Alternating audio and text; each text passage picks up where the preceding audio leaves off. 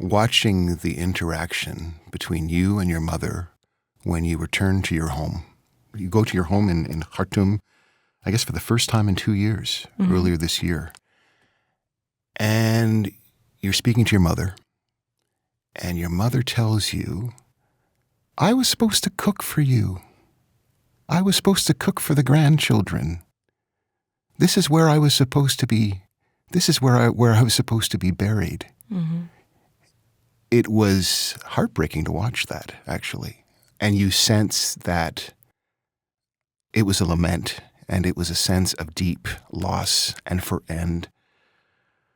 but also a sense of foreboding about what's next. As a daughter, what was it like for you to hear your mother tell you that, convey what she was feeling in that particular moment? I mean, I was just sobbing. I think you can hear me sniffing in the frame. When we were going to the house, I didn't even think there'd be signal to call her. I thought I would just have to kind of absorb it and then relay everything later. And when I got there and I saw that I had full bars, I called her and she didn't know I was there because I rarely tell my parents when I'm going into Sudan. I wait until I'm like half done or pulling out just for their sanity. You know, they're getting older. I don't want them to lose sleep. And I said, Mom, I'm on the steps of our home. And she thought I was in Joburg. And I said, no, Mom, our home. Where you're based? Yeah, right. Where I'm based. And I said, no, Mom, I'm on the steps of our home in Khartoum. And she just like took in such a huge breath of air and was just like, oh my gosh. And so before we even got to that point of her expressing herself, she actually just was asking me about every single thing that was looted. Is this there? And I'd be like, no, Mom. Is this there? Is this there? We went through to the kitchen. Did they take this? Yes. So we just went through this checklist of her belongings, like the stuff she'd accrued for years, for 25 years in that house. And then we kind of just stopped and I just said, Mom, how do you feel? And I felt this eruption of 2 years of grief from her. And, she just let it out. And afterwards, I obviously was checking in the next few days. And she said that she actually felt better having expressed that. That she finally could kind of cry over her home, really, in confronting the reality of what she'd lost. Because the home had been ransacked. It had been completely destroyed. Completely ransacked. There's even a crack in the building because a missile landed next door.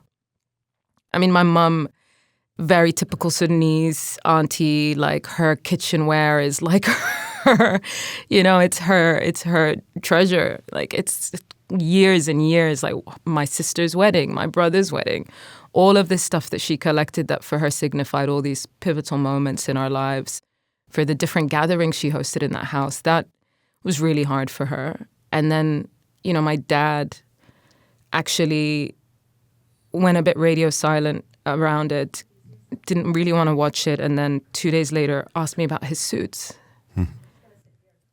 that he'd been collecting for years, that represented different meetings and different moments and different ceremonies. And every single tie, all the gifts, we all would buy him ties, and it, the photos were great to have because I had been under a bridge in the trip just before that and saw people's baby photos under the bridge.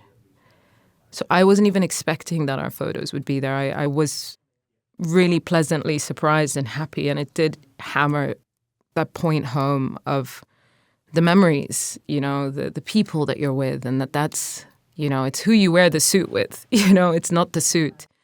But it doesn't make it easier to see, what you love destroyed. And it doesn't make it easier when the things that you love and have collected are gone.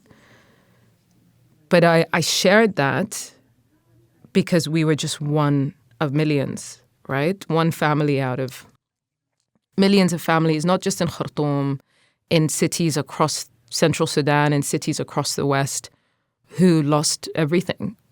All the physical things that they collected in their lives that they'd worked to buy and have.